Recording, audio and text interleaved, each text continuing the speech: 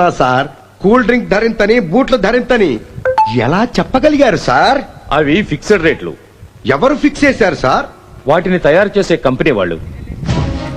మరి మేం పండించే పంటలకు మేమే రేట్లు ఫిక్స్ చేసుకునే విధానం మాకెందుకు కల్పించట్లేదు సార్?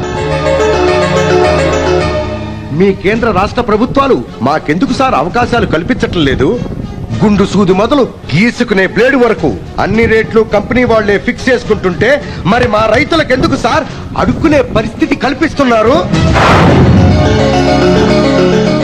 ఎండనక వాననక రేయనక పగలనక పాము కాట్లకు గురై ఎదురు దెబ్బలకెరై పండించిన పంటను మార్కెట్లో అమ్మడానికి వస్తే 3 రూపాయలకి ఇస్తావా, 2 రూపాయలకి ఇస్తావా, రూపాయికి ఇస్తావా అని మార్కెట్లో బేరం పెడతారా? రైతులంటే అంతలోకువా సార్? స్టూడెంట్స్ ఆందోళన చేస్తే వాళ్ళ సమస్యను పరిష్కరిస్తున్నారు. సింగరేణి కార్మికులు సమ్మె చేసిన